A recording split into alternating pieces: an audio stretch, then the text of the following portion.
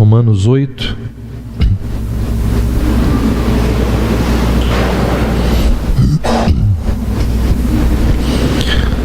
Carta de Paulo à Igreja de Roma, capítulo 8.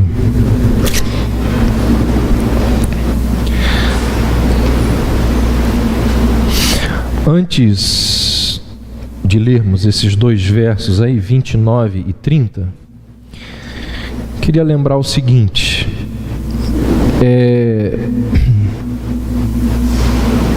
desde que começamos este ano, nós nos propomos, nos cultos da noite, a expor e a pregar sobre o que é a fé reformada. Muitas pessoas perguntam: onde que é a sua igreja? Qual é a sua igreja? Minha igreja batista. Qual igreja batista? Eu digo reformada. E muitos querem saber o que é uma igreja batista reformada. Então, desde o início do ano nós temos pregado sobre a fé reformada. Já falamos sobre os 5 solas, pregamos sobre justificação pela fé e algum tempo atrás nós começamos a falar sobre as chamadas doutrinas da graça, que é uma parte da fé reformada. Tem gente que acha que a fé reformada é só as doutrinas da graça. As doutrinas da graça é uma pequena parte, muito importante, mas a fé reformada ela é muito mais abrangente. E nós começamos a falar do primeiro ponto do calvinismo, ou das doutrinas da graça, que é a depravação total. Encerramos semana passada, quando falamos e fizemos um paralelo da graça geral com a depravação total. E hoje nós vamos entrar no segundo ponto, chamado de eleição incondicional, que junto com a expiação limitada são as duas doutrinas, ou as duas doutrinas mais difíceis de serem não entendidas, mas aceitas pelas pessoas que não têm a mesma fé que a gente. Então hoje a gente vai começar a falar sobre eleição incondicional. E não sei quando que a gente vai parar não, porque é dentro de eleição incondicional que a gente vai expor Romanos 9. Mas hoje a gente então dá início ao segundo ponto das doutrinas da graça, ao segundo ponto dos chamados 5 pontos do calvinismo. Romanos 8, versos 29 e 30 dizem assim: porque aos que dantes conheceu, também os predestinou para serem conformes à imagem de seu Filho, a fim de que ele seja o primogênito entre muitos irmãos. E aos que predestinou, a estes também chamou, e aos que chamou, a estes também justificou, e aos que justificou, a estes também glorificou. Vamos orar? Senhor Deus, pedimos a Tua orientação, a graça do Senhor sobre as nossas vidas, sobre o nosso entendimento e sobre o nosso coração. Ajuda-nos, ó Deus, a compreendermos o que o Senhor tem a nos dizer e a nos ensinar. Em nome de Jesus. Amém. Ao nos aproximarmos da doutrina bíblica da eleição, nós estamos entrando nos recintos sagrados da sabedoria divina. Primeira coisa que eu queria te dizer sobre a doutrina da eleição. Primeiro de tudo, essa doutrina não existe para satisfazer a nossa curiosidade. quem estuda essa doutrina apenas por curiosidade vai entrar num labirinto para o qual não vai encontrar saída. Se é por mera curiosidade, você vai ficar preso lá dentro. E não há nenhum fio de seda que retire você de lá. Ou seja, quem estuda a doutrina da eleição apenas por curiosidade vai acabar fazendo perguntas para as quais não existem respostas. Calvino dizia que ao estudarmos ou ao tratarmos dessa doutrina, nós devemos evitar duas atitudes: curiosidade excessiva quanto ao que Deus não nos tem revelado, e evitar uma timidez exagerada, que ele politicamente chamou de timidez exagerada, que na nossa realidade é covardia de não ensinar aquilo que está revelado na Bíblia. Então essas duas atitudes devem ser evitadas: curiosidade e covardia.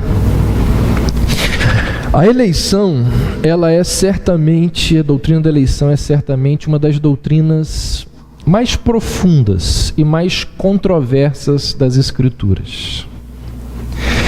Para algumas pessoas, a doutrina da eleição ela foi criada e gerada no inferno.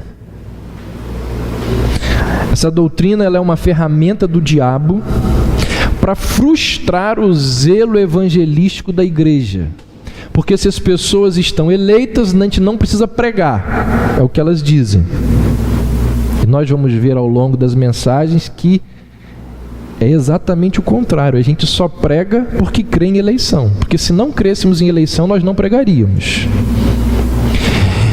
Tem gente que vai dizer que essa é uma das doutrinas mais responsáveis por encher o inferno com aqueles que de outra maneira teriam sido alcançados pelo Evangelho. Tem gente que pensa assim. Para outros, essa doutrina ela é o coração, ela é a alma da palavra de Deus. No meu caso, essa é a doutrina mais tranquilizadora, mais consoladora de todas as verdades bíblicas. É a doutrina que melhor expressa o poder e a graça de Deus. Então, para uns, a eleição é uma das principais razões de haver pessoas no inferno. Para outros, ela é a única razão pela qual existem pessoas no céu. E não tem como ser diferente. É inevitável que seja controverso qualquer coisa que desafie a independência, o orgulho e a vontade humana. Se você questionar independência, orgulho e a vontade do ser humano, aquilo que questiona esse tripé vai ser sempre cheio de controvérsia. J. Packer, um escritor contemporâneo, já bem idoso, ele diz assim: a mente carnal do homem, incluída entre os salvos, não suporta abandonar a ilusão de que ela mesma é capitã de seu próprio destino e dona de sua própria alma. Então, boa parte da discussão ou da discórdia que essa doutrina suscita provém de uma compreensão inadequada do seu significado. Por isso que, antes de falar o que ela é, nós precisamos deixar claro o que ela não é. Antes de expor essa verdade tão extraordinária das Escrituras, a gente precisa corrigir deturpações que têm sido feitas a essa doutrina. Por exemplo, Quando alguém vira para você que é membro dessa igreja e pergunta assim: você é calvinista? Antes de você responder se você é ou não calvinista, você devia devolver a pergunta e virar para a pessoa e perguntar assim: o que você quer dizer com calvinista? Porque a maior parte das pessoas que criticam o calvinismo não sabem o que é o calvinismo. Nunca leram um livro de Calvino, um texto, um parágrafo às vezes. São críticos gratuitos ou por influência de arminianos que também nunca leram Calvino. É triste perceber que as respostas que essas pessoas oferecem para a pergunta que você faz: o que é calvinismo? É uma caricatura muito mal feita do que realmente é o calvinismo. Pergunta para ela: o que você tem em mente sobre calvinismo? O que ela vai te dizer, na maior parte das vezes, é algo completamente diferente daquilo que nós calvinistas entendemos e cremos. Normalmente, as pessoas definem calvinismo como um sistema teológico inflexível, fatalista.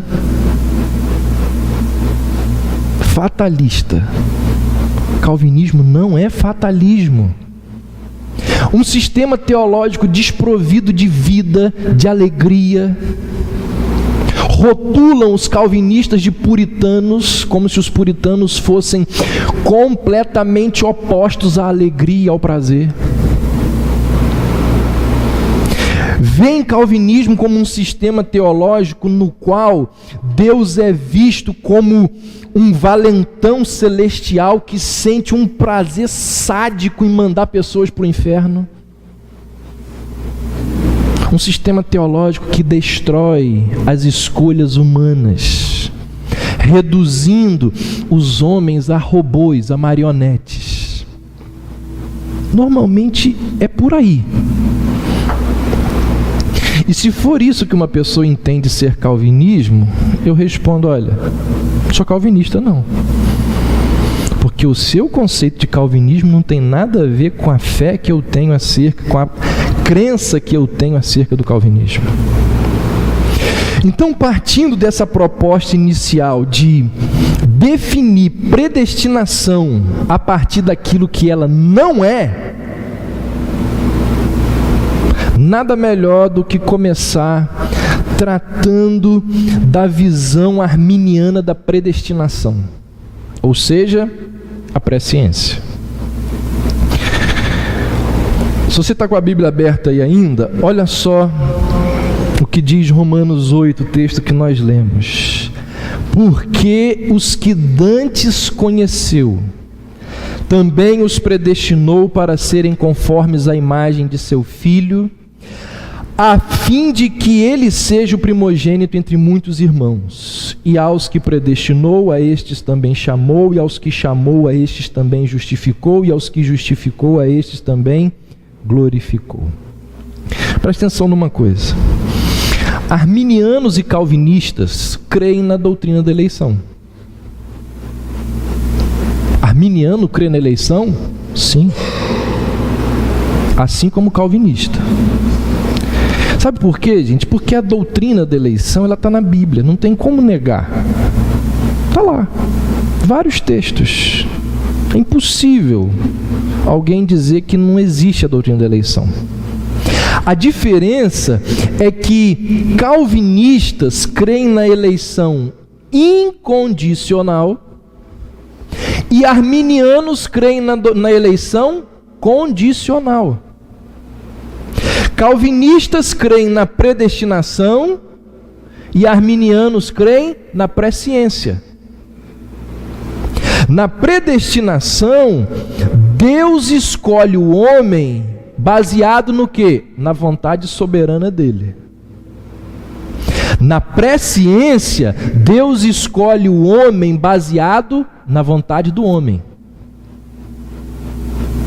Arminianos afirmam que nós somos eleitos porque teremos fé. A fé é uma condição necessária para a eleição. Já a visão reformada ensina que nós somos eleitos para a fé. Ou seja, fé é uma condição necessária para a salvação, mas não para a eleição. Não sei se você me entende. A visão presciente da predestinação diz o seguinte, vou tentar explicar melhor. Os arminianos pensam assim: Deus, antes do mundo ser criado, lá na eternidade, Deus olhou pelo túnel do tempo, viu quem ia responder positivamente ao Evangelho.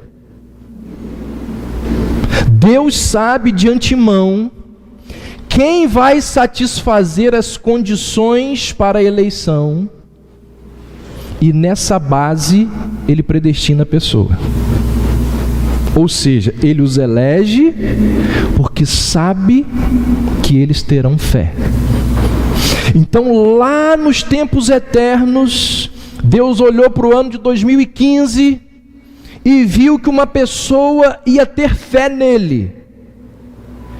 Ao ver essa pessoa tendo fé nele, Deus foi lá e elegeu.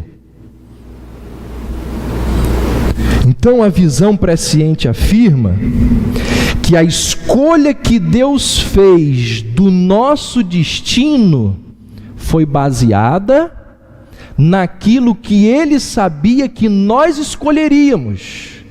Ou seja, Ele nos escolhe porque nós o escolhemos. Então quem são os eleitos? Os eleitos são aqueles que Deus sabe que escolherão a Cristo. Portanto, segundo os arminianos, a eleição divina ela é condicional. Condicional a quê? A resposta da pessoa, a fé da pessoa, as obras da pessoa. Deus escolhe pessoas para a salvação, mas apenas quando essas pessoas satisfazem determinadas condições. A eleição divina, ela está ligada às ações e às respostas humanas.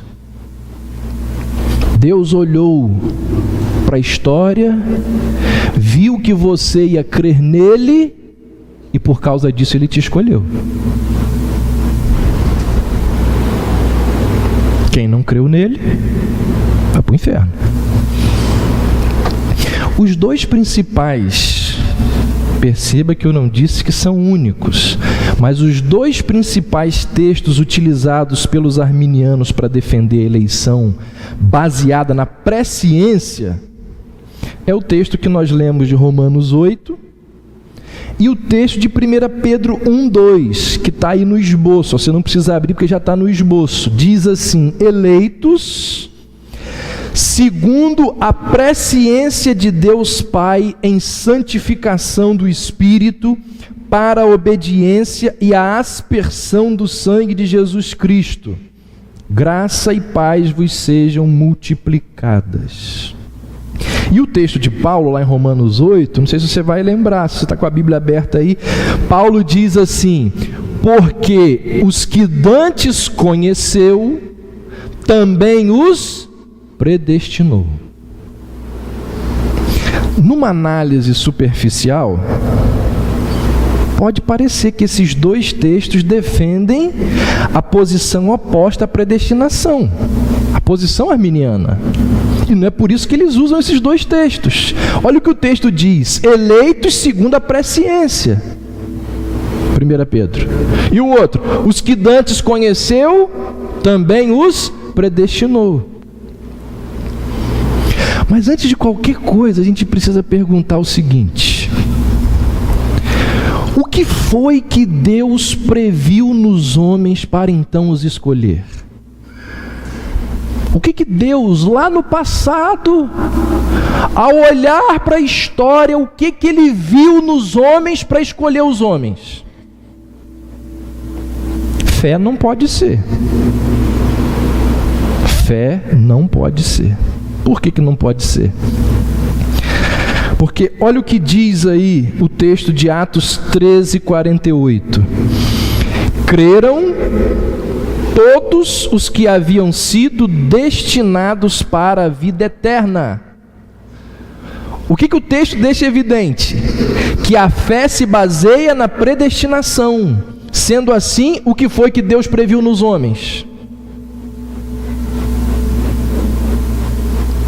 Isso sem contar o fato do que nós vimos semanas atrás. A doutrina da depravação total. Se os corações de todos os homens e mulheres são tão depravados quanto nós vimos, como Paulo ensina, se de fato, como Paulo vai dizer, não há nenhum justo, nenhum sequer, não há ninguém que busque a Deus, então, o que Deus poderia prever em qualquer coração humano, se não descrença? Olha o que esse teólogo diz aí, Ian Murray. É verdade que Deus prevê a fé. Ele prevê tudo o que vem a acontecer. Ele prevê tudo. A questão, então, seria simplesmente: de onde vem essa fé que Deus prevê? E a única resposta bíblica é que a fé que Deus prevê é a fé que Ele mesmo cria. Em Atos 18:27, Lucas diz o seguinte: aqueles que mediante a graça haviam crido. Ou seja, a fé, ela é resultado da graça de Deus. Logo, como disse Agostinho, o homem não é convertido porque deseja, mas ele só deseja porque é convertido. O que foi que Deus previu nos homens para então os escolher? Não pode ter sido fé. O homem é depravado. Existem inúmeros textos bíblicos que mostram o texto que Atos 13 aqui nos mostrou.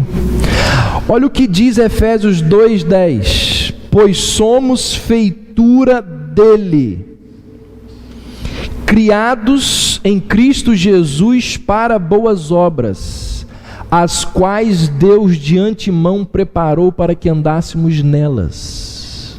Percebeu? As obras foram predestinadas do mesmo modo que as pessoas que as executam. As boas obras se baseiam na fé, e a fé na predestinação. Agora olha que coisa interessante. Em ambos os textos, Romanos 8 e 1 Pedro 1, os dois textos áureos dos arminianos para defender a ideia de que os eleitos são aqueles que Deus viu que ia crer, então os elegeu. Em ambos os textos, a palavra grega que traduz presciência é uma palavra chamada, ou a expressão dela é prognosko. Prognosko significa pré-ordenado. E nestes dois versos, desses dois textos, a obediência, preste atenção que isso é muito importante, a obediência, ela é mencionada como resultado da presciência, e não como a causa da presciência. O texto de Pedro: eleitos segundo a presciência de Deus Pai, em santificação do Espírito, e o que diz agora? Para a obediência. O texto de Romanos: os que dantes conheceu, também os predestinou para serem conformes à imagem de seu Filho. Santificação. Para serem, e não porque viu que eram. Percebeu? Eleitos para serem, e não porque viu que eram, então os elegeu. Então, ao contrário do que defendem os arminianos, esses dois textos aqui, eles são contrários à presciência. Até porque a Bíblia não defende presciência. Outra observação bastante pertinente. É importante para os arminianos, para as pessoas que defendem a ideia de que a doutrina bíblica da eleição, porque a eleição está na Bíblia, é importante para essas pessoas o fato de que no texto de Romanos, a presciência, ela vem antes de predestinação. Para eles isso aqui é a vitória, é o máximo. A palavra conheceu vem antes da palavra predestinou. Viu aí? Eles dizem, quando Deus conheceu, então Ele predestinou. Ou seja, na lógica deles, a predestinação aconteceu por causa do que Deus previu, ou por causa do que Deus conheceu. A ironia é que o texto que eles usam para defender a sua tese é exatamente o texto que os condena. Vamos lá. O texto não está dizendo que Deus escolhe pessoas com base nas escolhas destas pessoas. Depois você pode olhar com calma. O que o texto diz é que Deus predestina aqueles que Ele conheceu de antemão. Preste atenção numa coisa. Escolher baseado na escolha dos outros é uma coisa. Outra coisa completamente diferente é escolher quem Ele conhece. Outra coisa. Paulo aqui, leia depois o contexto com calma. Paulo aqui, em Romanos 8, ele não está falando das ações humanas. Ele está falando do que o homem faz. Paulo está em Romanos 8 falando do que Deus faz. É a ação divina. Cada um dos termos de Romanos 8, 29 e 30 se apresenta da seguinte forma: Deus conheceu de antemão, Deus predestinou, Deus chamou, Deus justificou, Deus glorificou. Não é o homem, é Deus. E ainda, o objeto da presciência divina não são as ações de certas pessoas, são as próprias pessoas. Nesse sentido, presciência só pode significar que Deus concedeu atenção especial a certas pessoas ou as amou a ponto de salvá-las. Gente, ninguém discorda que Deus tem presciência. Ninguém discorda disso. Mesmo Deus, Ele não poderia escolher pessoas a respeito de quem Ele não soubesse nada. Isso é óbvio. Antes que escolhesse Jacó, Deus sabia quem era Jacó. No entanto, o texto não ensina que Deus escolheu Jacó com base na escolha de Jacó. Me mostra aí. O texto não diz isso. Presta atenção numa coisa. Deus só pode prever. Presta atenção nisso. Deus só pode prever aquilo que Ele determinou. Tem como Deus prever alguma coisa que Ele não determinou? Quem defende a doutrina da presciência e diz o contrário do que eu acabei de dizer, está admitindo que a história ela acontece à parte de Deus. Os reformados entendem que a história acontece por um único motivo: Deus criou a história. Por que a história acontece? Porque Deus criou. Como que Deus parte nisso? Existe um universo paralelo a Deus? De onde que esse universo surgiu? Gente, Deus só pode conhecer aquilo que Ele mesmo determinou. Por que Deus conhece o futuro? Porque foi Ele que criou o futuro. Os arminianos não levam em consideração que Deus, o Deus bíblico, não é o Deus que reage. O Deus bíblico é o Deus que age. Com Deus não tem reação, é ação. A iniciativa é de Deus. Deus planeja o palco, Deus escreve a peça, Deus dirige tudo. Deus não espera algo acontecer para então tomar uma providência.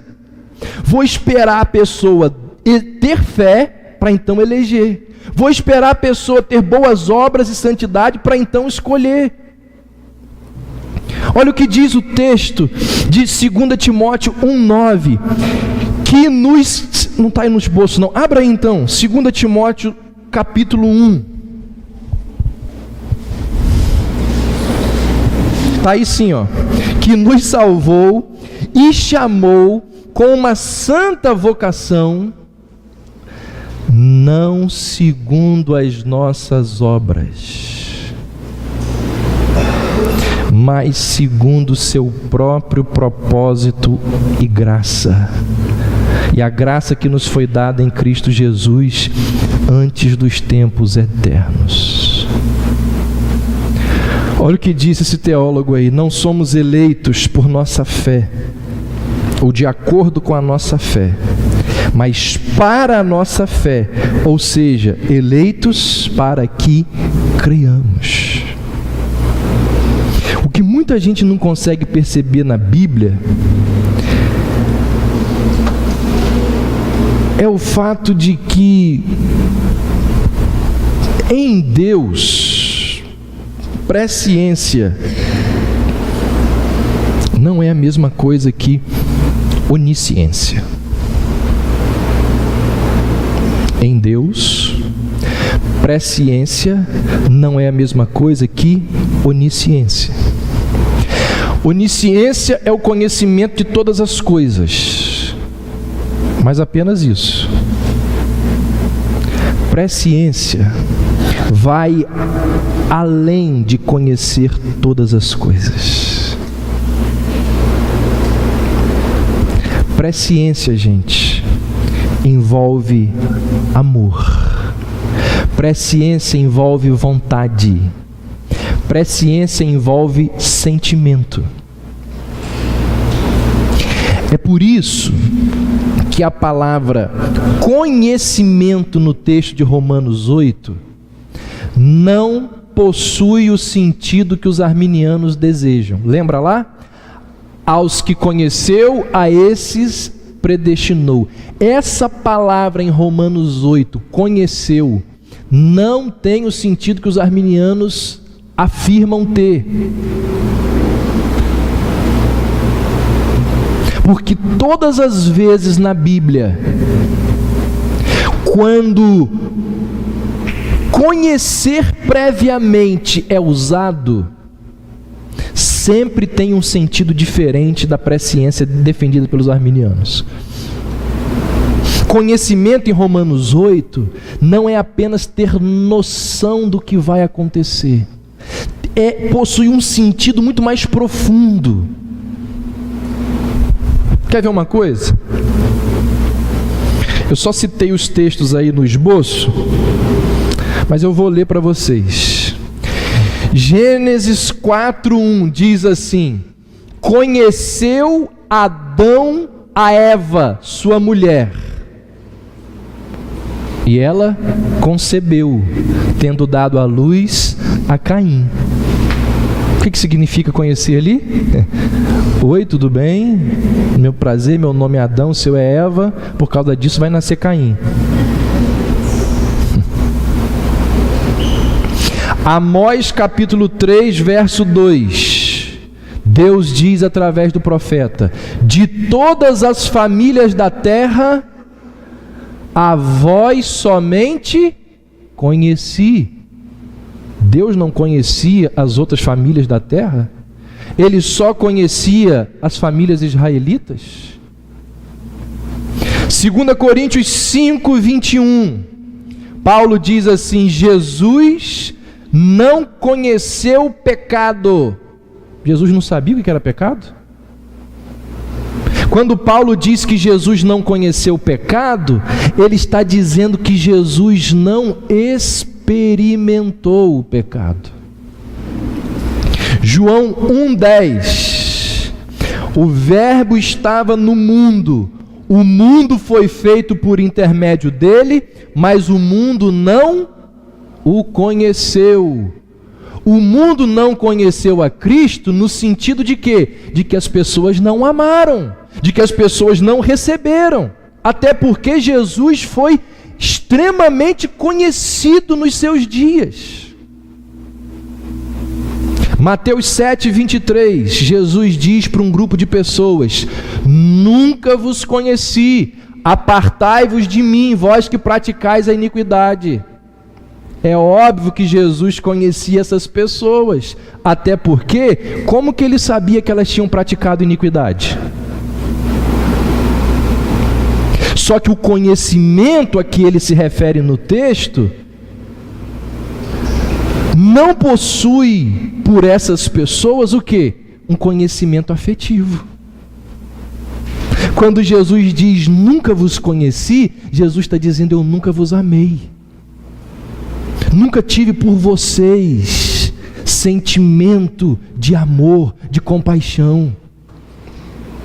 Esses textos deixam muito claro o fato de que a palavra conhecimento em Romanos 8 não possui o sentido pretendido pelos arminianos.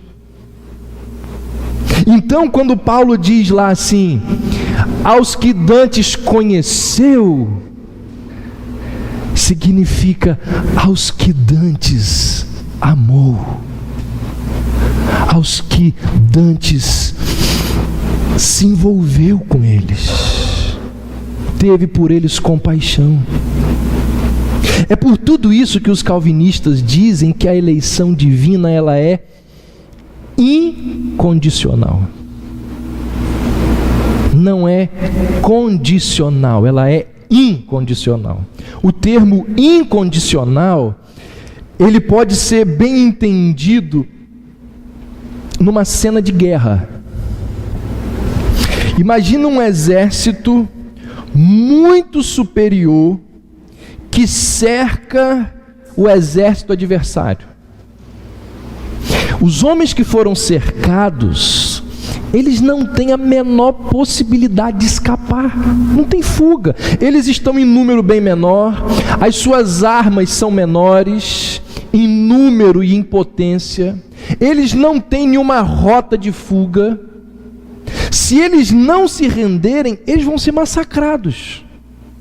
Não tem como esse exército acuado negociar termos de rendição. Não existe espaço para esses soldados dizerem assim: eu faço isso se você fizer aquilo.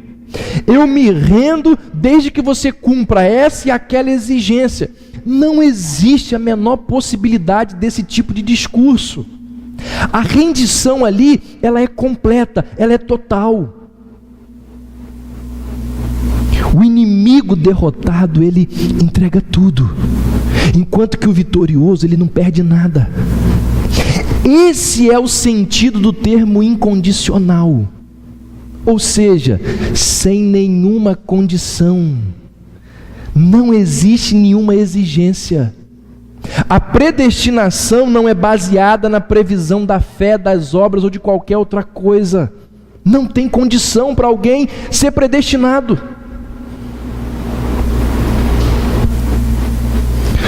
Vamos ver alguns textos bíblicos que reforçam aí a ideia calvinista e destroem a visão arminiana da presciência. Atos 13, 48, abra aí.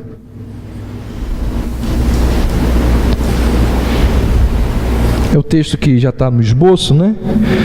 Diz: os gentios, ouvindo isto, regozijavam-se e glorificavam a palavra do Senhor. E creram todos os que haviam sido destinados para a vida eterna. Se você quiser conferir em casa depois, você vai ver que o contexto no qual esse verso está descrito mostra que Paulo e Barnabé foram rejeitados pelos judeus e por isso eles começaram a pregar para os gentios. Eles pregaram aos gentios de modo universal e indiscriminado. E quem respondeu à boa nova, quem respondeu ao evangelho crendo em Jesus? Lucas nos diz em termos inequívocos o seguinte: creram todos os que haviam sido destinados para a vida eterna. Quantos creram? Nem mais e nem menos do que o número daqueles a quem Deus havia designado para a vida. Agora preste bastante atenção. Esses indivíduos foram designados para a vida eterna porque creram? A visão arminiana. Ou eles creram porque foram designados para a vida eterna? A visão calvinista. O que o texto está dizendo? O texto está dizendo que foi a crença deles em Jesus a condição para que Deus os designasse para a vida? Ou foi a sua crença o instrumento de Deus para levá-los a possuir o que Deus já havia decretado? Gente, é só ser honesto com o texto. Lucas não diz assim, e todos os que creram, Deus designou para a vida eterna. Ele não diz isso. Em momento algum ele diz que foi a fé dessas pessoas a causa da sua eleição. Ao invés disso ele diz: creram todos os que haviam sido destinados para a vida eterna. É muito claro. Só não vê quem não quer. Só não vê quem usa o óculos do preconceito para ler as Escrituras. A fé, ela é o fruto da designação feita por Deus em sua graça. Nós ouvimos a voz do pastor e o seguimos porque já somos as suas ovelhas.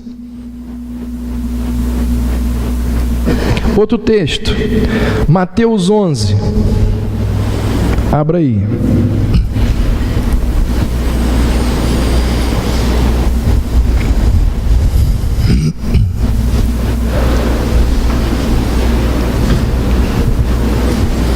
Mateus 11, versos 20 e 21. Passou então Jesus a increpar as cidades nas quais ele operara numerosos milagres, pelo fato de não se terem arrependido. Ai de ti, Corazim, ai de ti, Betsaida. E olha o que ele diz agora: porque se em Tiro e Sidom se tivessem operado os milagres que em vós se fizeram, há muito que elas se teriam arrependido com pano de saco e cinza. Gente, o que o texto diz aqui? O que o texto diz? O texto diz que Deus previu que Tiro, Sidom e Gomorra creriam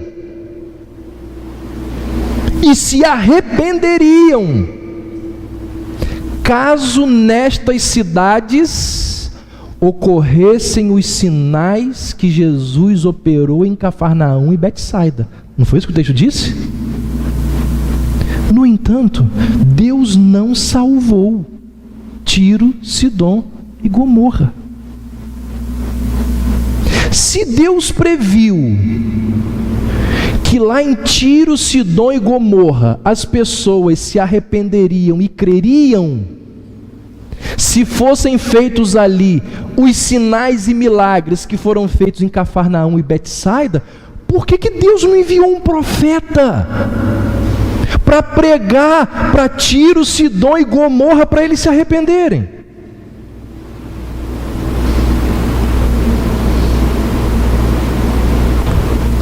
Jesus está dizendo, se naquelas cidades tivesse acontecido o que aconteceu aqui, todo mundo ia se salvar. Então por que não aconteceu?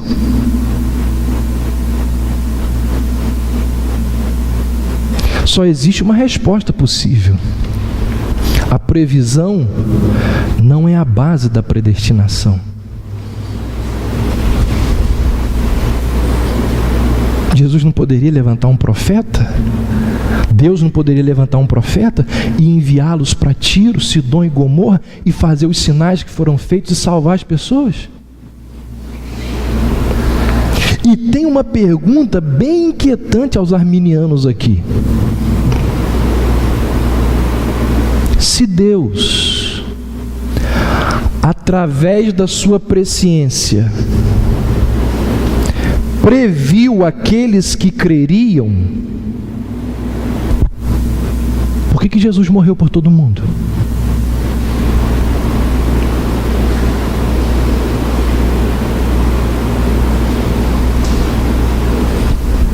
Entendeu? Se Deus, através da sua presciência, previu aqueles que creriam, por que Jesus morreu por todos? Deus previu que essa parte da humanidade ia crer. Por que Ele morreu por aqueles, então, que Ele viu que não iam crer? Próximo texto, 1 Coríntios 2.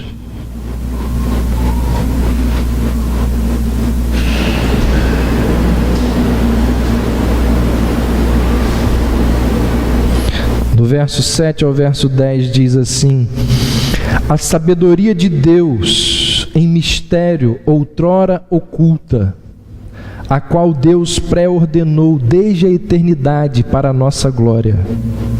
Sabedoria essa que nenhum dos poderosos deste século conheceu. Porque se a tivessem conhecido, jamais teriam crucificado o Senhor da glória. Mas, como está escrito, nem olhos viram, nem ouvidos ouviram, nem jamais penetrou em coração humano o que Deus tem preparado para aqueles que o amam. Mas Deus nolo revelou pelo Espírito, porque o Espírito a todas as coisas perscruta, até mesmo as profundezas de Deus. Nesse texto, Paulo garante que Deus tem predestinado para nós uma sabedoria especial. Porque esta sabedoria, diz ele, está oculta aos príncipes desse mundo. E Paulo diz mais. Paulo diz assim: se Deus revelasse essa sabedoria aos príncipes da época de Jesus, eles jamais teriam crucificado seu filho. Foi o que ele disse aí? Por que Deus não fez isso? Por que o Senhor não revelou a sua verdade aos poderosos? O que muitas pessoas se recusam a confessar é que Deus, ele não fundamenta as suas decisões na reação prevista do homem. E um dos motivos pelos quais ele não faz isso é porque é impossível ao homem buscar ao Senhor. Romanos 10, 20 diz assim: fui achado, Deus falando, fui achado pelos que não me procuravam. Revelei-me aos que não perguntavam por mim. Como ser presciência? Razões pelas quais a presciência não é bíblica. Primeiro, nós não temos condições de escolher a Deus, pois todas as nossas escolhas são contrárias a Deus. É o que ensina a doutrina da depravação total que nós vimos nos domingos anteriores. O homem, ele está naturalmente morto para as coisas de Deus.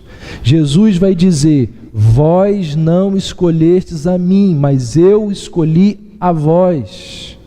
Jesus vai dizer, João relata no capítulo 5, não quereis vir a mim para terdes vida. Quem defende a visão presciente da eleição ou a eleição condicional, está afirmando que pessoas caídas são moralmente capazes de responder o Evangelho. Está afirmando que o homem natural é capaz de reagir espiritualmente. Está afirmando que antes de nascer de novo, o homem pode ver o reino de Deus, e não foi isso que Jesus disse a Nicodemos. Quem defende a eleição condicional está afirmando aquela posição semi-pelagiana de que o pecado original apenas enfraqueceu a vontade, não destruiu a vontade. Gente, o que Deus poderia prever em um pecador morto espiritualmente? Senão a rejeição do Evangelho. Deus jamais veria uma criatura caída escolhendo a Cristo.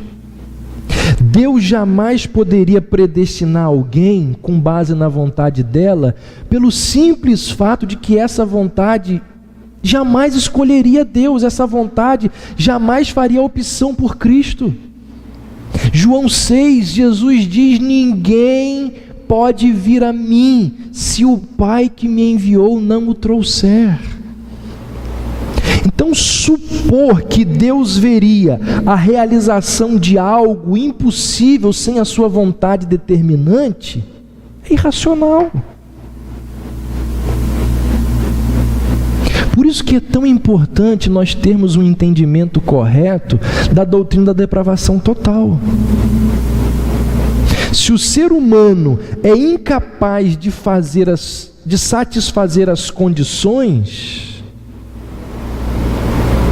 então a eleição precisa ser incondicional. Percebe como que as doutrinas da graça, elas estão todas interrelacionadas? Como o homem é depravado, como o homem não tem condições de escolher, ele só será salvo se Deus o escolher incondicionalmente. Segundo motivo pelo qual a presciência não é bíblica: se somos nós que escolhemos a Deus, pode ser que no futuro venhamos a desprezá-lo. É ou não é? Se sou eu que escolho a Deus, daqui a 3 anos eu vou dizer assim: não quero mais Deus. Ou seja, nós podemos perder a salvação. E segundo a Bíblia, isso é impossível. Uma vez salvo, salvo para sempre. O quinto ponto do calvinismo. Terceiro, a presciência coloca o homem e não Deus como agente da salvação. Preste atenção nisso aqui, isso aqui é muito importante.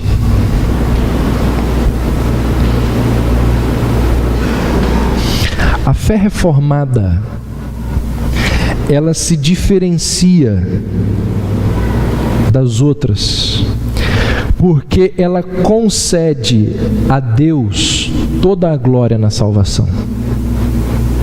A salvação, a glória é toda de Deus, não tem nenhuma partezinha para o homem. Enquanto que os arminianos, eles vão afirmar que Deus tem a glória, mas ela é dividida com o homem, com a escolha do homem.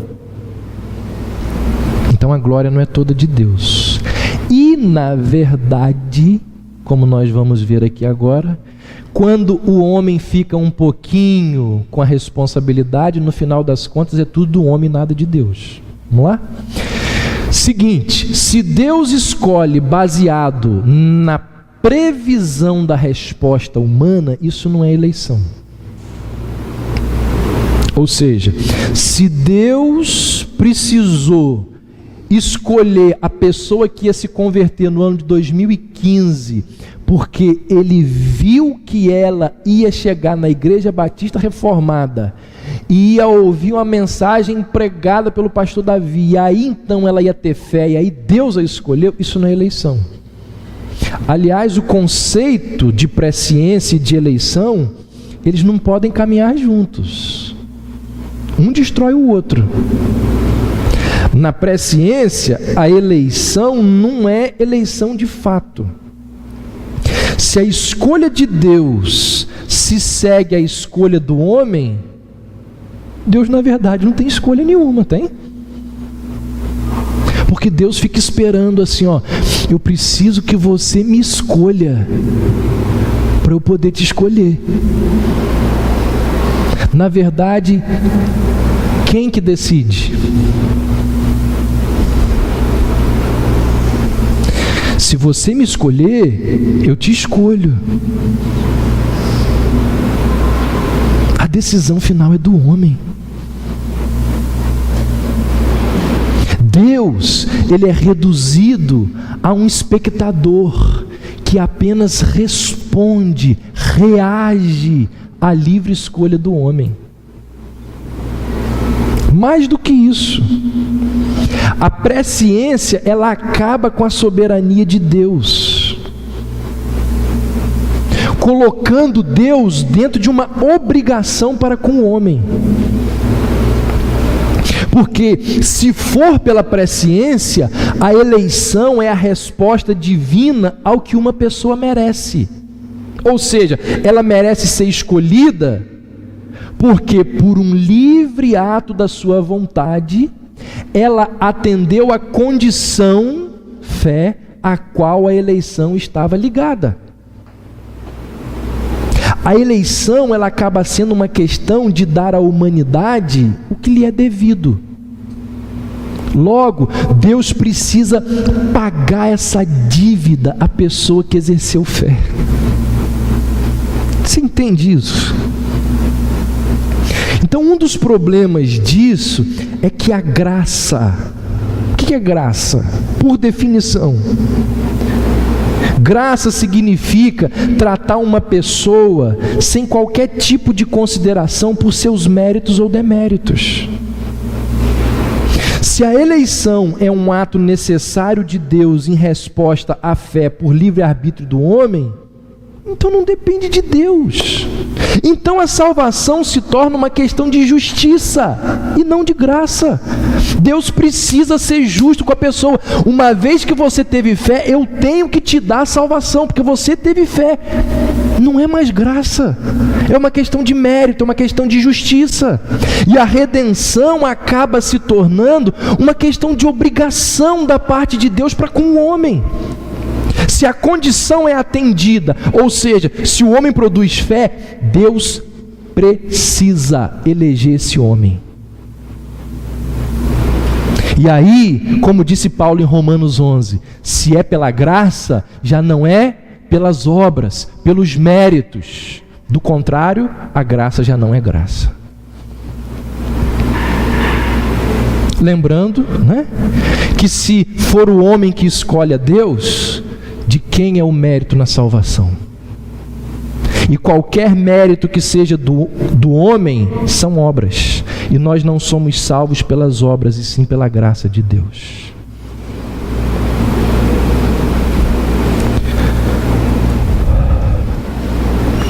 Porque aos que dantes conheceu, também os predestinou para serem conformes à imagem de seu Filho, a fim de que ele seja o primogênito entre muitos irmãos.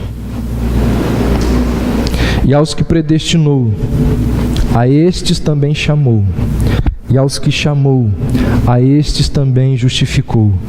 E aos que justificou, a estes também glorificou. Irmão, A interpretação calvinista desse texto, como que traz consolo, alegria, esperança, gratidão a Deus por tudo que Ele fez por nós.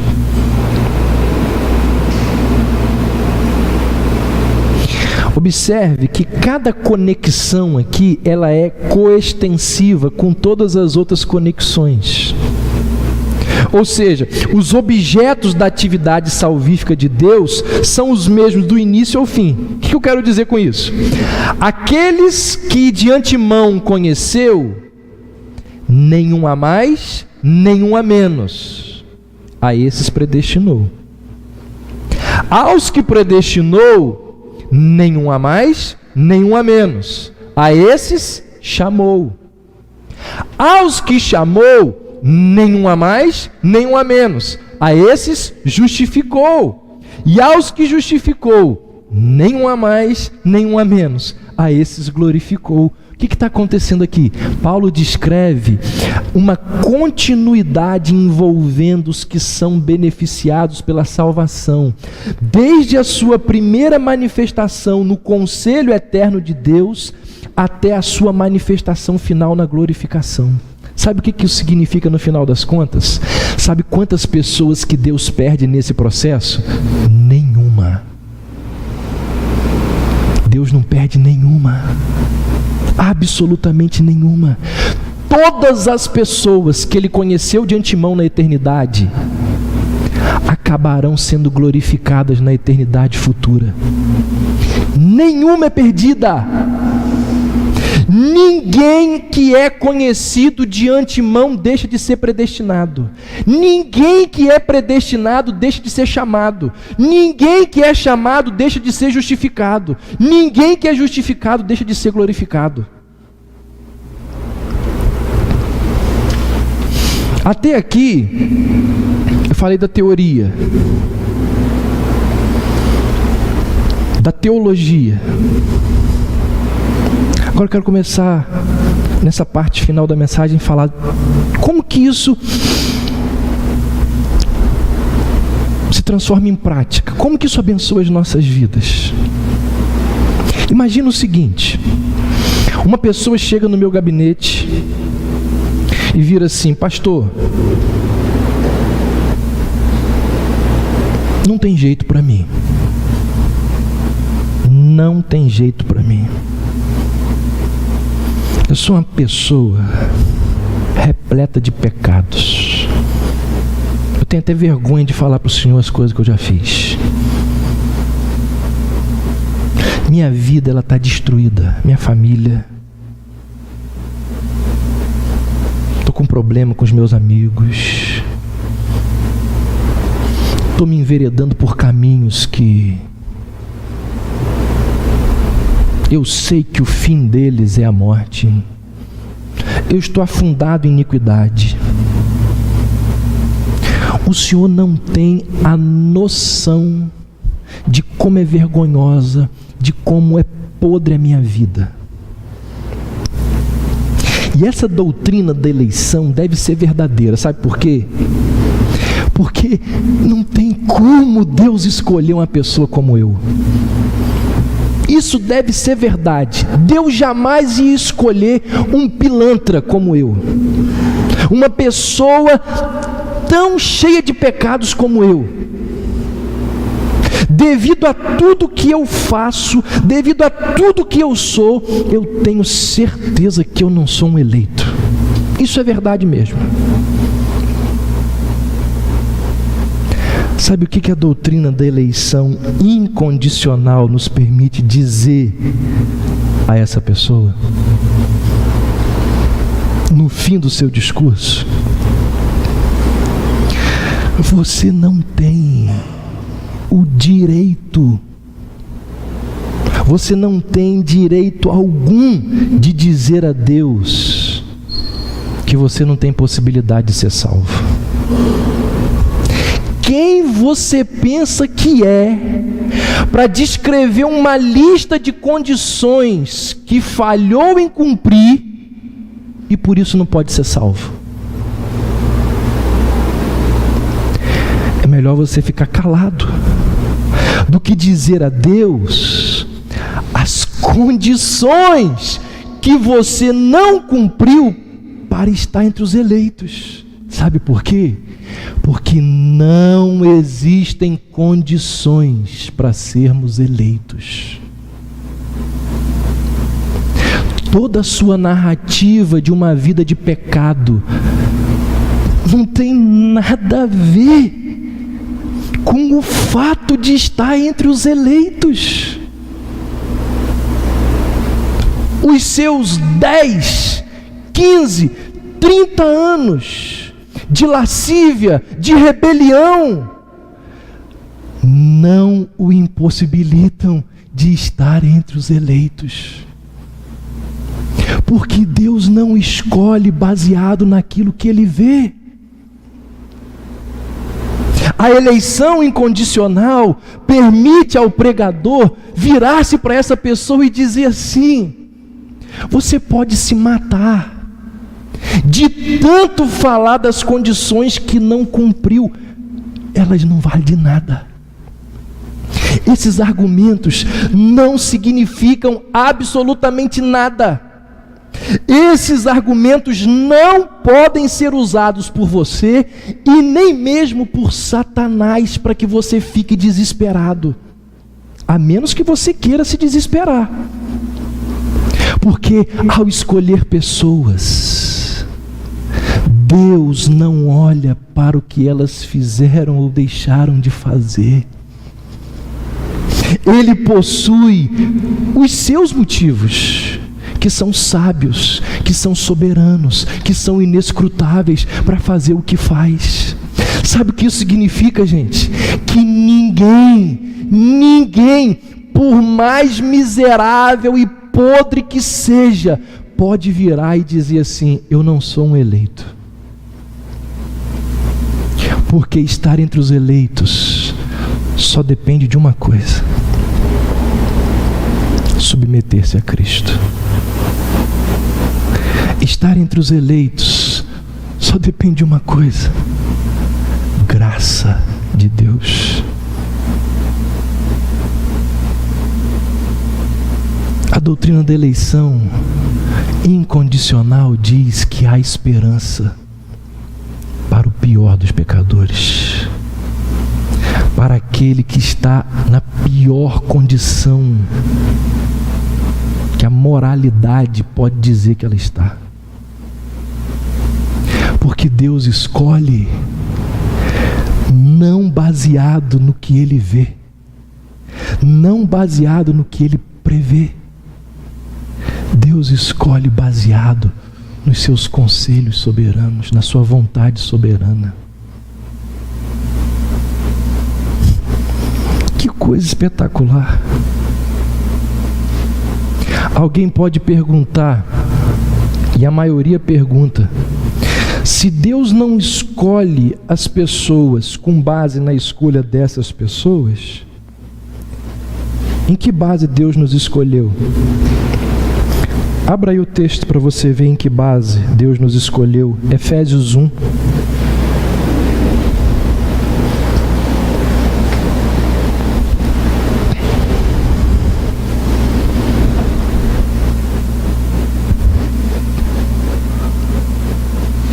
Efésios 1, versos 3, 4 e 5 diz: Bendito Deus e Pai de nosso Senhor Jesus Cristo, que nos tem abençoado com toda sorte de bênção espiritual nas regiões celestiais em Cristo, assim como nos escolheu nele, antes da fundação do mundo, para sermos santos e irrepreensíveis perante ele, e em amor nos predestinou para ele, para a adoção de filhos, por meio de Jesus Cristo, segundo o beneplácito da sua vontade.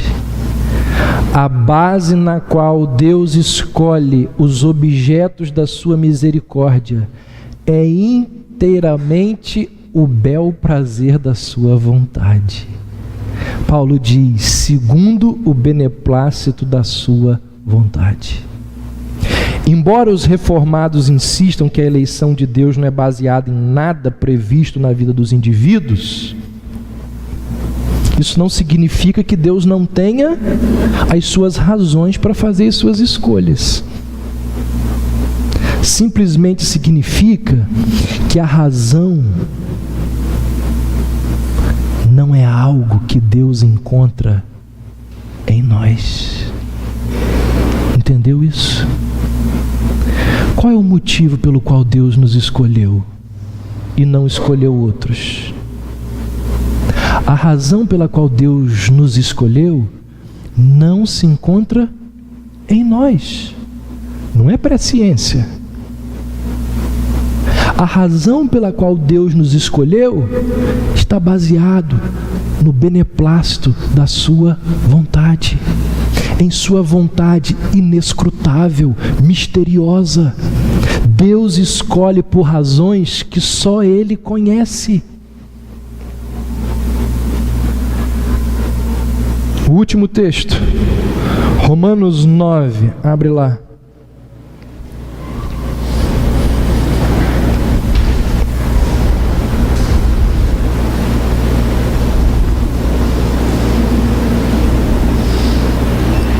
Versos 11, 12 e 13 diz: pois não tendo os gêmeos ainda nascido, nem praticado bem ou mal, para que o propósito de Deus, segundo a eleição, permanecesse firme, não por causa das obras, mas por aquele que chama, foi-lhe dito: o maior servirá ao menor. Como está escrito, amei a Jacó e aborreci a Esaú. O argumento paulino é o qual aqui? A escolha de Deus não teve a ver com a natureza dos gêmeos. Não foram as ações de Jacó e Esaú que determinaram a soberana escolha de Deus. Olha o que Paulo vai dizer no verso 16: assim, pois, não depende de quem quer ou de quem corre, mas de usar Deus a sua misericórdia. Paulo não diz quais são as razões, não diz, mas ele diz que a razão não é o mérito humano. Então não pode ser presciência. Então, gente, olha só. Eu hoje comecei a falar sobre doutrina da eleição. Mas eu comecei a falar corrigindo um equívoco muito grande, que inclusive está na declaração doutrinária da Convenção Batista Brasileira. A declaração dos batistas fala que os batistas creem na eleição. Mas de que forma que eles creem? Presciência. Nós não cremos assim. Nós cremos que Deus age, Deus não reage. Foi Deus quem predestinou, baseado no quê? Na vontade soberana dele. E não em algo que o homem possa fazer ou na fé do homem. O que eu quero dizer para vocês é o seguinte: as próximas mensagens, elas vão trazer grande alento, grande consolo, grande esperança aos nossos corações. A eleição é ensino da Bíblia e não de homens. Sabe por quê? Porque eleição promove humildade e não orgulho. No que o homem pode se orgulhar diante dessa doutrina? Eleição produz encorajamento e não desânimo.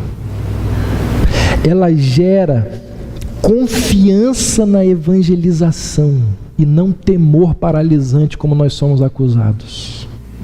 Eleição conduz o homem à santidade e não à libertinagem.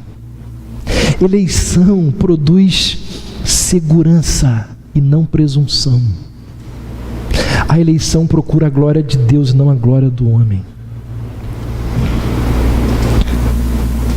Sabe quando que Paulo diz assim, porque dele, por ele e para ele são todas as coisas, glória pois a ele eternamente, amém? Essa doxologia é o fim da argumentação paulina de quê? De que Deus predestina, de que Deus é aquele que participa, que está envolvido em todo o processo da salvação do homem. A conclusão de Paulo é essa. Eu quero dizer para vocês o que tenho dito já há algum tempo aqui. Não existe doutrina que traga tanto consolo, tanta esperança, tanto conforto e estímulo ao nosso coração, como essas doutrinas. Elas nos mostram que não depende de nós, depende apenas de Deus, que vem e faz por mim e em mim aquilo que eu sou incapaz de fazer. Começa nele e chega em mim, e ele me muda, e ele me transforma. E por causa da mudança e da transformação que ele opera em mim, eu estou guardado, selado, garantido para o resto da minha vida. Pouquíssimas doutrinas trazem, talvez nenhuma, talvez junto com a eleição, só a doutrina da providência de Deus, que tem a ver com a eleição, traga tanto consolo aos nossos corações. Então eu encerro dizendo isso. Quando Deus nos escolheu, Ele não nos escolheu baseado em algo que nós fizemos ou deixamos de fazer. É por isso, gente, que há esperança para todas as pessoas. É por isso que os calvinistas, ao longo da história, os maiores missionários, sempre foram calvinistas. Porque eles acreditavam que há esperança para todas as pessoas. Mesmo para aquelas que chegam dentro de um gabinete pastoral, se achando um lixo, dizendo: Deus não poderia escolher uma pessoa como eu. Exatamente. Não é no que você faz, não é no que você deixa de fazer que Deus te escolhe, mas é por graça, por algo que só Ele sabe e que nós não sabemos. Louvado seja o Senhor. É uma coisa que a gente não entende, mas é uma coisa que arde no nosso coração. Louvado seja Deus por tão grande verdade. Louvado seja Deus por uma doutrina tão extraordinária como a doutrina da eleição. Vamos ficar em pé, vamos orar. Depois nós vamos nos despedir com o último hino. Após o hino nós estamos encerrados. Senhor nosso Deus, louvado seja o Teu nome, pelo fato de que a nossa salvação não depende do que nós fazemos ou deixamos de fazer. Louvado seja o Teu nome, porque a nossa salvação depende única e inteiramente da Tua vontade soberana. O Senhor não nos escolheu, o Senhor não nos predestinou baseado na nossa fé, naquilo que supostamente faríamos ao longo das nossas vidas. Mas como lemos no texto de Paulo à igreja de Éfeso, o Senhor nos escolheu segundo o beneplácito da sua vontade. E não sabemos, ó Deus, por que o Senhor resolveu escolher a cada um de nós. Não sabemos por que nós e não outros. Por que eu e não o meu vizinho. Por que eu e não o meu parente. Nós não sabemos. O que sabemos é que devemos louvar e agradecer ao Senhor por tão grande salvação. O que sabemos é que não devemos, de maneira nenhuma, em hipótese alguma, nos gloriarmos de qualquer coisa. Porque toda a glória e toda a honra e todo louvor devem ser dados tão somente ao Senhor. Nós assim oramos e nós assim nos colocamos diante do Senhor, em nome de Jesus. Amém.